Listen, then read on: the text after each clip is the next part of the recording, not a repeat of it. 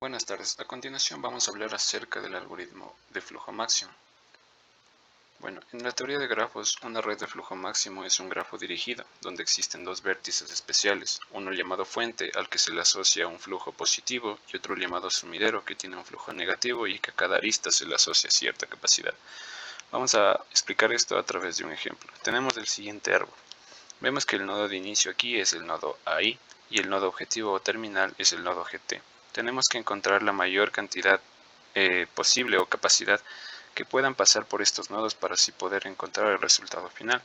El primer paso que debemos hacer es encontrar aquellos valores más altos, es decir, donde pueda pasar más flujo. Entonces partimos desde el nodo AI hacia el nodo B, del nodo B hacia el nodo E y de E finalmente a GT.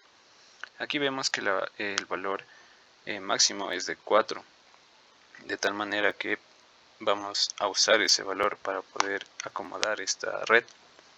Entonces decimos que desde el nodo AI hacia el nodo B hay una valencia de 6. 6 menos 4 nos da 2. Del nodo B hacia el nodo E hay una valencia de 4. 4 menos 4 nos da 0. Del nodo E hacia el nodo GT hay una valencia también de 4. De tal manera que 4 menos 4 nos da 0. Por lo tanto, decimos que 4 es la capacidad mínima que puede pasar por esta red. Luego buscamos otra interacción y vemos que hay una empezando desde el nodo AI hacia C. De C pasamos a F y de F pasamos a GT. En este caso la cantidad mínima es de 3, por lo tanto dicha cantidad es la que vamos a reducir. Entonces del nodo AI a C tenemos 4. 4 menos 3 nos da 1. Del nodo C al nodo F tenemos 3. Le quitamos 3, nos queda 0. Y del nodo F al nodo GT tenemos 9. Le quitamos 3 y nos queda 6. Por lo tanto decimos que el valor de esta red sería de 3. Luego vemos si existe otra interacción y vemos que hay una que va desde el nodo AI hacia el nodo C, del nodo C a D, del nodo D a F y finalmente de F a GT. Aquí podemos observar que la cantidad mínima es de 1, entonces decimos que desde AI hacia AC le quitamos 1, nos queda 0. De C hacia el nodo D teníamos 3. Le quitamos 1, nos queda 2. Y del nodo F, del nodo D al nodo F teníamos 4. Le quitamos 1 y nos queda 3. Y del nodo F hacia el nodo GT teníamos 6, le quitamos 1, nos queda 5. Luego pues podemos ver también que existe una cuarta interacción, la cual la tenemos desde el nodo AI hacia el nodo D, del nodo D hacia el nodo F y finalmente del nodo F hacia el nodo GT. Entonces de ahí le quitamos 1, de AI a D le quitamos 1. Como ya tenemos 1, 1 menos 1 nos da 0. Del nodo D hacia el nodo F teníamos 3, 3 menos 1 nos queda 2. Del nodo F hacia el nodo GT teníamos 5 y 5 menos 1 nos queda 4. Luego observamos si podemos realizar más interacciones, pero vemos que ya no es posible realizar más interacciones. Entonces esta sería la respuesta. Finalmente tenemos que 4 más 3 más 1 y más 9. Finalmente tenemos que de 4 más 3 más 1 y más 1 nos da un resultado de 9, lo cual indica que es la cantidad máxima que se puede pasar desde el nodo AI hacia el nodo GT. A continuación vamos a explicar a través de un ejemplo el algoritmo de Kruskal. Bueno, la idea principal de Kruskal consiste en ser ambicioso, es decir, escoger siempre la arista menos costosa disponible y con cuidado de que en cada paso del proceso no se forme ningún circuito. Tenemos aquí el siguiente ejemplo. En este grafo inicial los números indican el peso de las aristas y se ordenan las aristas de menor a mayor y se inicia por la menor. En este caso hay dos aristas con mínimo peso. Entonces se selecciona en este caso de manera aleatoria las aristas AD como inicio. Por ejemplo, AD y C con D son las aristas de menor peso. El siguiente paso es seleccionar de entre todas las aristas restantes las de menor peso, de tal manera que un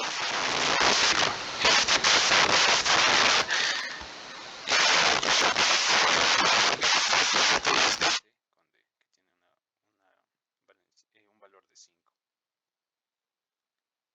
Y seleccionamos también la arista D y F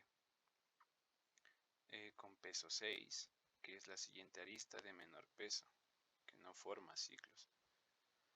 De las siguientes aristas restantes, la de menor peso son las aristas A y B,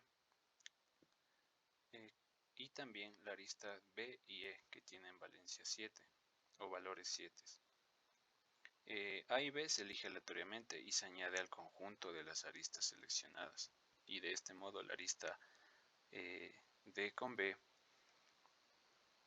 no puede ser seleccionada, ya que formaría un ciclo con la arista A, D y B. Entonces eso ya no habría una forma de resolver eso. Por lo tanto se las marca con rojo. Siguiendo este proceso seleccionamos las aristas B y E con un peso de 7, y además marcamos con rojo las aristas B y C, y también las aristas D y E, y la arista F con E, ya que de esta manera formarían ciclos con las aristas BC, las aristas D, E y también con F respectivamente. Por último se selecciona la arista EG,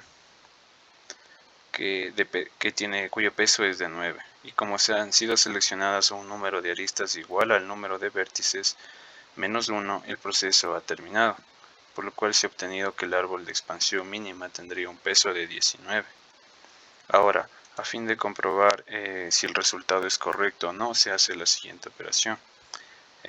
Tenemos que el número de vértices es igual a 7 y el número de aristas es igual a 6. Por ello aplicamos la fórmula que dice así: es aristas es igual a n menos 1, lo cual indica n el número de vértices menos 1, que nos tendría que dar de respuesta el número de aristas, que en este caso coincide con 6.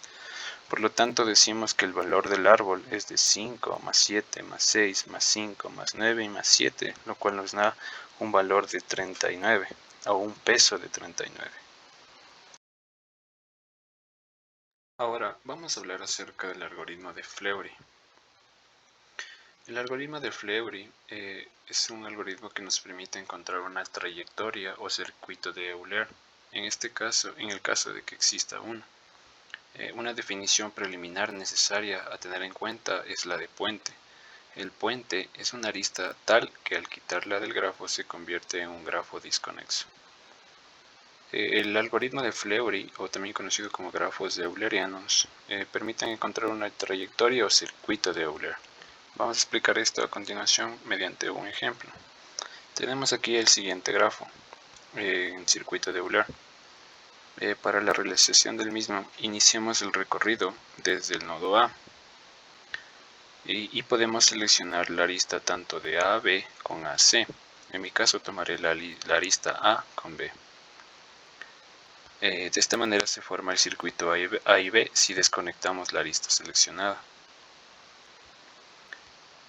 Luego podemos ver que ahora podemos tomar la arista B. Podemos seleccionar el nodo B y podemos tomar tanto B con C, B con E y B con D. En este caso seleccionaré la arista B con C y se forma el circuito ABC si desconectamos la arista, como se observa acá. Del vértice actual, del vértice C, se pueden seleccionar también el vértice C con E y C con F, pero no puede ser posible C con A, ya que de esta manera se desconectaría el grafo, y así que seleccionaré en mi caso C con E y se procede a desconectar el arista y se tiene el circuito ABCE. Eliminando la arista D con E, también se tiene la arista A, B, C, D y E. El circuito queda de la siguiente manera, queda A, B, C y D. Y ahora solo quedan los lados del puente, por lo que habrá que seleccionarlos en este caso. Como se puede observar aquí, los lados del puente son los que vamos seleccionando, y de esta manera nos queda el circuito de Euler A, B, C, E, D, B, E, F, C y A.